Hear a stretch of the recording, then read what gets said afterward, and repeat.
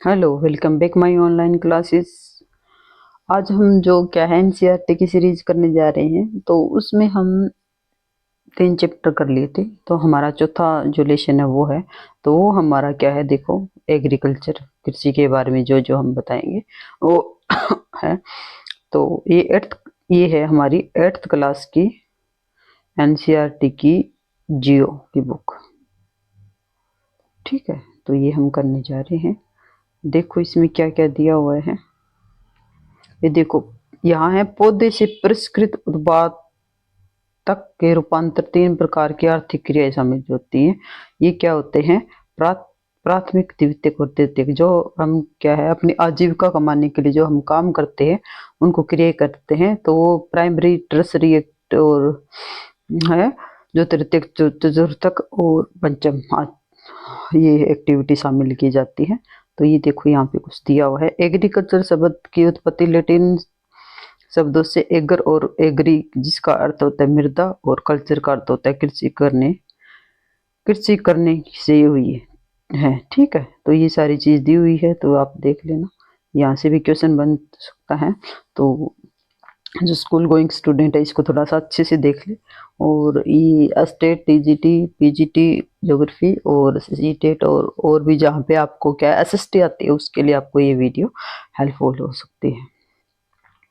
आगे देखो इसमें क्या दिया हुआ है। प्राथमिक क्रियाओं के अंतर्गत सभी क्रियाएं शामिल है जिसका संबंध क्या है? संबंध प्राकृतिक संसाधनों, उत्पाद और निष्कर्षण से है। कृषि, मत्स्य संग्रहण अनेक उदाहरण हैं। द्वितीयक क्रियाएं क्या होती हैं? ये इन क्रियाओं का संसाधनों का प्रसंस्करण, विशेष रूप से तैयार करने की विधि से संबंधित है। इस्पात, विनिर्माण, डबल रोटी बनाना, कपड़े बुनना इन क्रियाओं वे उदाहरण हैं। तृतीयक क्रियाएं प्राथमिक और द्वितीयक क्रियाओं को कार्यों में के द्वारा सहयोग प्रदान करती हैं। और इसमें क्या है? व्यापार, यातायात, बैंकिंग, बीमा, विज्ञापन और तृतीयक क्रियाओं में शामिल किया जाता है। तो इनको ध्यान रखना कि प्राथमिक में कौन सी आती है, द्वितीयक और तृतीयक में कौन सी चीजें आती है। तो एनसीईआरटी से सीधे सीधे क्वेश्चन आते हैं कई सारे। आगे देखो, कृषि एक प्राथमिक क्रिया है। फलों, सब्जियों, फूलों को उगाना और पशुधन इसमें शामिल है। और विश्व के 50% जो ऑफ पॉपुलेशन है, लोग क्या है एग्रीकल्चर संबंधी क्रिया, एग्रीकल्चर सीधे नहीं करते पर उससे रिलेटेड कार्यों में लगे हुए हैं। भारत की 2/3 जनसंख्या क्या है इनमें लगी हुई है। आगे देखो क्या है। अनुकूल स्थलाकृति, मृदा और जलवायु कृषि क्रियाकलाप के लिए अनिवार्य है। कि क्या क्या कंडीशन है जहाँ पे कृषि होती है? एक चीज है वहां पे कि जो पहला तो लैंड सरफेस सही होना चाहिए। ठीक है, दूसरा है उसकी यहाँ की मिट्टी सही होनी चाहिए। तीसरे क्या है, वहाँ की क्लाइमेट कंडीशन अच्छी होनी चाहिए कि वहाँ पे फसल हो। तो ये सारी चीजें उसके लिए जो फैक्टर है आवश्यक होती है। जिस भूमि पर फसलें उगाई जाती हैं कृषिगत भूमि कहलाती हैं। ठीक है, यहाँ से जो एनसीईआरटी के जो स्कूल को वहाँ से क्वेश्चन बन जाता है कि कृषिगत भूमि क्या होती है, तो आप इसको इतना सा कर सकते हो। ठीक है, आगे देखो भी क्या दिया हुआ है। आगे देखो ये वर्ल्ड का एक मैप दिया हुआ है। तो इसमें क्या है, कृषिगत भूमि का विश्व वितरण कि कहाँ कहाँ ज्यादा कृषिगत भूमि है। देखो हमारा इंडिया सारा कृषिगत भूमि से भरा हुआ है। यहाँ पे यूरोप में, ठीक है, और एशिया का तो यहाँ ये वाला पार्ट ही थोड़ा सा है। बट और देखो ऑस्ट्रेलिया में तो यहाँ पे तो सारे डेजर्ट है, बट ये थोड़ा सा पार्ट है। और अफ्रीका में यहाँ पूरा डेजर्ट है, यहाँ भी डेजर्ट है, तो ये थोड़ा सा ये जो है क्या है सवाना लैंड है वहाँ पे है। इसके बाद देखो यहाँ पे ये नॉर्थ अमेरिका है, यहाँ पे ये सारा के यहाँ माउंटेन है, यहाँ पे बर्फ है, तो यहाँ ये प्रेरीज मैदान यहाँ पे है। और जो अंटार्कटिक, सॉरी, जो साउथ अमेरिका है, तो यहाँ पे ये क्या थोड़ी सी एरिया है, यहाँ पे क्या है, यहाँ के घास के मैदान, यहाँ नदियाँ, और यहाँ पे जो हमारा माउंटेन पर जाता है, तो ये सारी चीजें हैं। आगे देखो कि ये एग्रीकल्चर है, अलग अलग नामों से जानी जाती है, स्पेसिफिक एग्रीकल्चर। तो आप इसकी क्या है एक अलग सी वीडियो मैंने चैनल पे डाली है, उसको देख लेना कि शुरुआत में मिली कि स्पेसिफिक एग्रीकल्चर की। तो उसमें आपको ये तो यहाँ पे 4-5 दिए, वहाँ पे बहुत सारी है, तो उनको अच्छे से देख लेना आप। तो इसमें क्या दिया हुआ है, एग्रीकल्चर कृषि, मृदा की जुताई और फसलों को उगाना, पशुपालन की कला, इसे खेती करते हैं। सेरीकल्चर रेशम की कृषि, रेशम के कीटों को वाणिज्य के रूप में पालना और क्या है, यह कृषक की आय को पूरा कर सकती है। पिसिकल्चर मत्स्य मछली को पालना, जैसे तालाबों और पोखरों में कहीं भी किसी मछली पाल के और उसको क्या क्या पिसिकल्चर बोलेंगे। विटिकल्चर अंगूर उगाना और अंगूरों को लगा के और उसकी खेती करना। हॉर्टिकल्चर ये क्या है, सब्जियों फूलों और फलों को उगाना, तो इसको हॉर्टिकल्चर बोलते हैं। इसके बाद में क्या है, कृषि तंत्र, कृषि को या खेती को एक तंत्र के रूप में देखा जा सकता है। इसके महत्वपूर्ण निवेश क्या क्या है, इसमें बीज है, उर्वरक है, मशीनें हैं और श्रमिक है। ये सारी चीजें क्या है, जरूरत पड़ती है कृषि को पूरी तरह से करने के लिए। आगे ये सारी चीजें दी हुई है, इसको देख लेना आप क्या क्या दिया हुआ है कृषि में, क्या क्या आता है। कृषि के प्रकार यहाँ दिया हुआ, कुछ देखते हैं। जैविक कृषि, इस प्रकार की कृषि में रासायनिक खादों का स्थान विशेष जैविक खाद और प्राकृतिक पीड़कनाशक का उपयोग किया जाता है। फसलों को उत्पादक बढ़ाने के लिए कोई विशेष आनुवंशिक रूपांतरण नहीं किया जाता।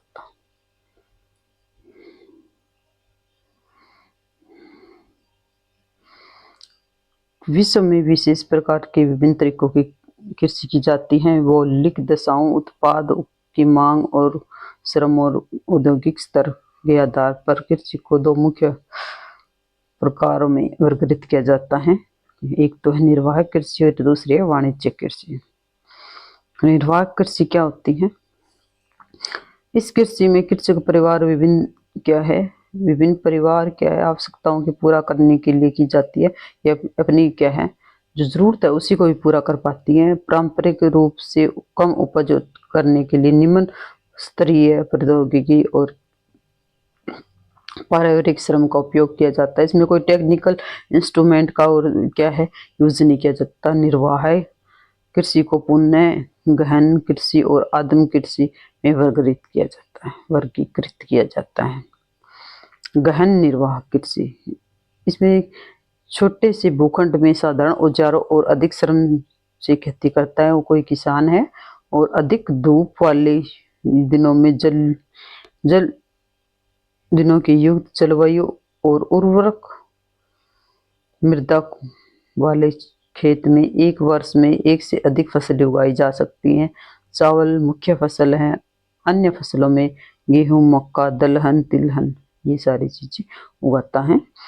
गहन निर्वाह कृषि दक्षिणी पूर्वी और पूर्वी एशिया में सघन जनसंख्या वाले एरिया में की जाती है, जहाँ पे क्या अनाज की बहुत ज्यादा डिमांड होती है क्योंकि वो बहुत सारे लोग रहते हैं, तो यहाँ उन एरिया में की जाती है।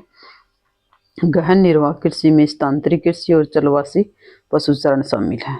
आदिम कृषि ये आदिम कृषि, उसमें क्या है ये चीजें शामिल है।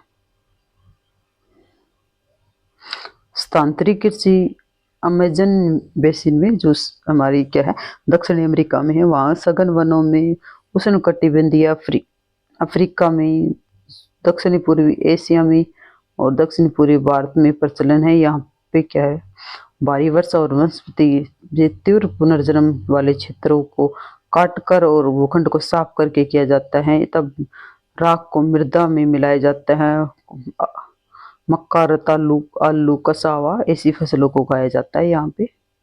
तो स्थानांतरित कृषि और कृतन और दहन कृषि के रूप में जाता है। शिफ्टिंग एग्रीकल्चर बोलते हैं। ये देखो यहाँ कुछ दिया हुआ है कि कहाँ कहाँ शिफ्टिंग एग्रीकल्चर की भी आप शायद वीडियो देख लेना, डाली हुई है। अगर मैं चेक लो नहीं डाली हुई तो उसको मैं आपको डाल दूंगी कि अलग अलग जगह स्थानांतरित कृषि शिफ्टिंग एग्रीकल्चर है, उसको अलग अलग जगह अलग अलग नामों में जाना है। जूमिंग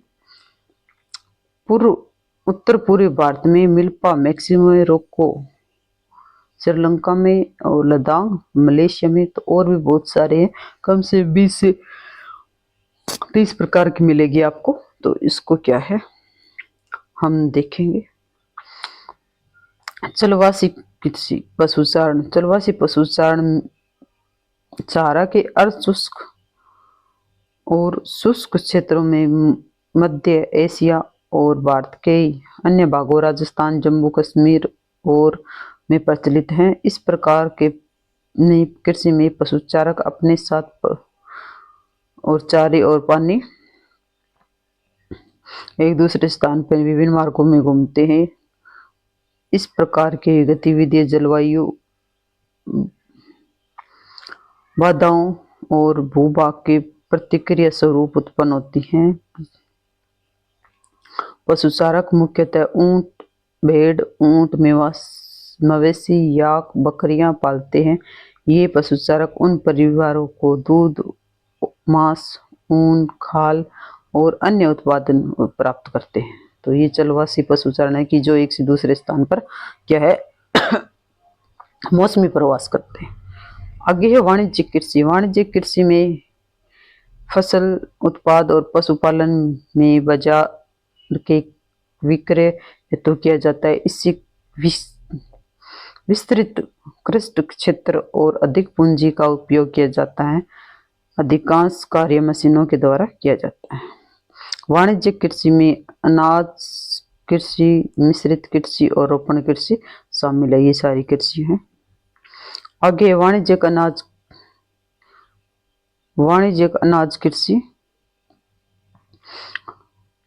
फसलों का उद्देश्य से उगाई जाती है। मक्का और गेहूं विशेष रूप से उगाई जानी फसल उत्तरी अमेरिका, यूरोप, एशिया के शीतोष्ण घास के मैदान वाणिज्यिक कृषि के प्रमुख क्षेत्र हैं। ये क्षेत्र के सैकड़ों हेक्टेयर में बड़े बड़े फार्मों में युक्त विरल आदि क्षेत्र हैं।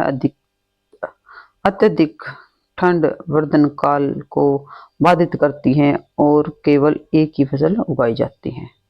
तो ये क्या है वाणिज्यिक खेती है। आगे देखे थे हम मिश्रित खेती। ये देखो गन्ने की फसल दी हुई है, यहाँ देखो आप इसमें। मिश्रित कृषि क्या है? भूमि के उपयोग के लिए चारे और भोजन और चारे को उगाने और पशुधन को पालने के लिए किया जाता है। यूरोप, पूर्वी यूएसए, अर्जेंटीना, दक्षिणी पूर्वी ऑस्ट्रेलिया, न्यूजीलैंड और क्या है दक्षिणी अफ्रीका में प्रचलित है ये मिश्रित कृषि। आगे है हमारे दी हुई रोपण कृषि।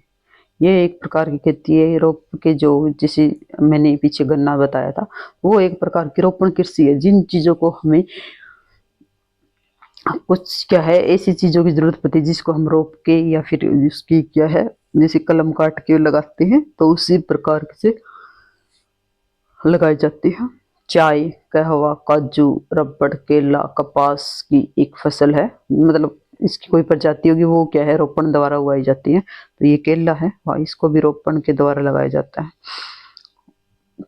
वृहद पैमाने पर श्रम और पूंजी की आवश्यकता होती है।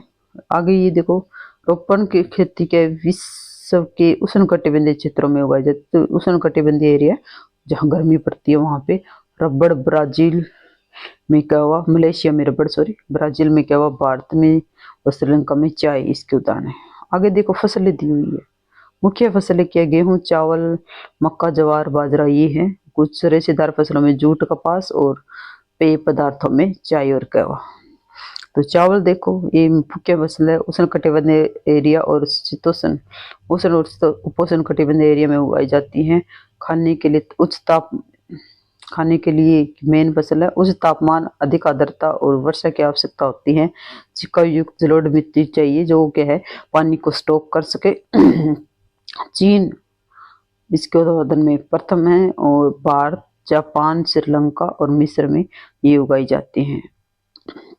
भारत में पश्चिम बंगाल और क्या है बांग्लादेश यहाँ एरिया में क्या है उगाई जाती है। आगे देखो गेहूं है। गेहूं का वर्धन काल क्या है मध्य तापमान और वर्षा और शस्य कृत फसल की कटाई में जब हो तब तेज धूप होनी चाहिए और अच्छी मिट्टी होनी चाहिए इसके लिए जो आसानी से जोत सके जिसको, और दोमट मिट्टी में उगाया जाता है इसको।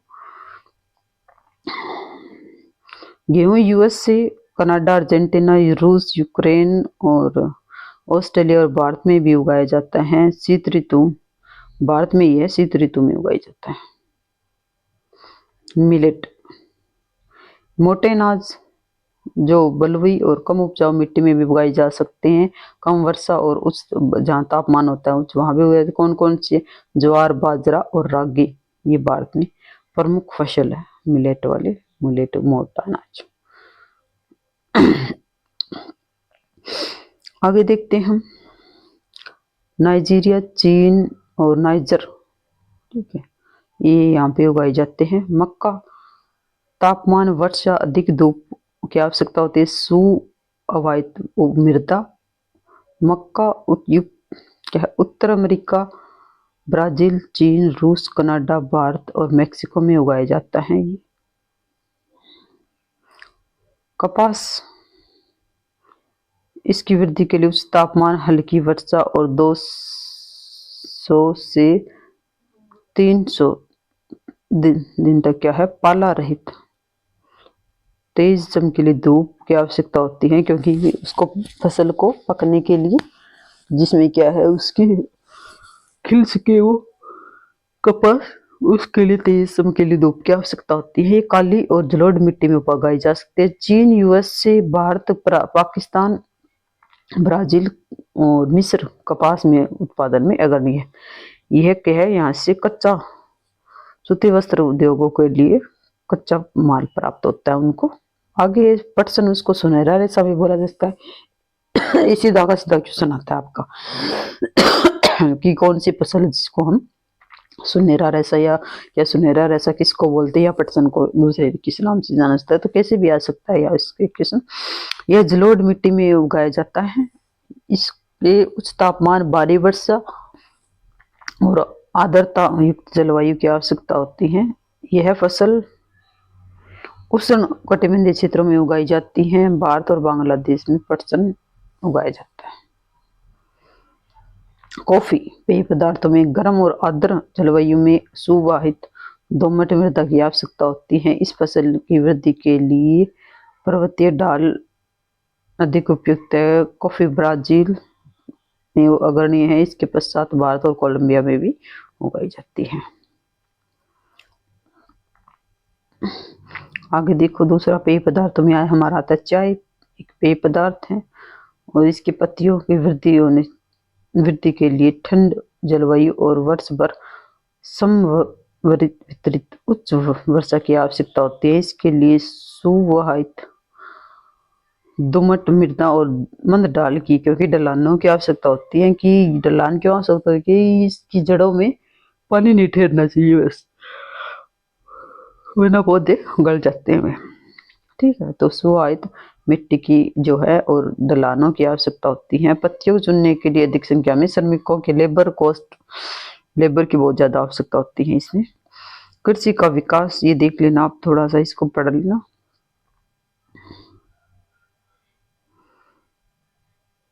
ये भारत का ही कोई गांव है, उसके यूपी के गाजीपुर में की कोई स्टोरी दी हुई है। वहाँ पे चावल की फसलें उगाई जाती है, वहाँ का दिया हुआ है। यहाँ भी कुछ नहीं है भैया।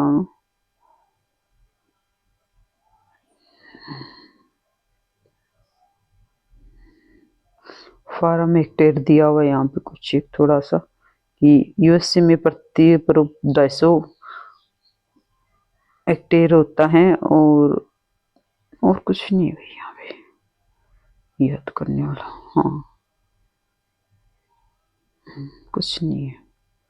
ठीक है, ये कृषि के बारे में जो हमने पढ़ा था, रोपण कृषि और वो सारी स्थानांतरित कृषि, शिफ्टिंग एग्रीकल्चर कहाँ उगाते हैं। तो इसकी क्या, देखो ये शिफ्टिंग एग्रीकल्चर क्या है, कि जहाँ पे क्या हम एक से स्थान से दूसरे स्थान पर चले जाते हैं खेती, क्योंकि वो वहाँ पे उस टाइम जो शिफ्टिंग एग्रीकल्चर करते हैं लोग, उस टाइम क्या है, कोई टेक्निकल, कोई उर्वरक, कोई भी अच्छी चीज का यूज नहीं करते। तो उस टाइम क्या होता है कि वो एरिया तब तक खेती करते हैं उस एरिया में जब तक वो बंजर नहीं हो जाता। उसके बाद जब वो एरिया बंजर हो जाता है, वहां पे खेती होना बंद हो जाती है, तो उस एरिया को छोड़ के दूसरे एरिया में गए, जंगलों को साफ किया और वहां पे खेती करना आरंभ करते हैं। ना कोई इंस्ट्रूमेंट का यूज करते, ना वैसे ही फसल करना शुरू कर देते हैं। तो अगर वहां पे क्या है, वो एरिया तब तक वहाँ पे कृषि करते हैं ये लोग। तब तक क्या है, जब तक उसमें फसल हो रही है, उसके बाद उसमें फसल पैदा होने के बाद उसको छोड़ा और तीसरे स्थान पे चले गए। तो ऐसे क्या है इस एरिया की क्या है, ये देखो इसमें ये दिए पूछा कि कृषि की क्या हानियां होती है। तो हानियां यही है कि एक से दूसरे जगह जाते हैं तो वहाँ पे एरिया को साफ करते हैं तो उनको टाइम भी लगता है, और वहाँ पे एक से दूसरे जगह जाने पे तो अपना टेम्परेरी अपना आवास नहीं बना पाते, सॉरी उस परमानेंट आवास नहीं बना पाते। और तीसरी बात ये है कि एक से दूसरे स्थान पर जाएंगे तो दूसरे एरिया को साफ करेंगे, वो अपना घर बनाएंगे और उतना वो क्या सामान नहीं रख पाते कि उसको क्या एक से दूसरे स्थान पर ले जाने में उनको दिक्कत हो। और वहाँ पे क्या है, जो वनों का भी क्या विनाश होता है कि ऐसे हम क्या है वनों को काट रहे हैं तो ऐसे क्या है वहाँ पे फसलें नहीं होती। तो ऐसी बहुत सारी हानियां हैं।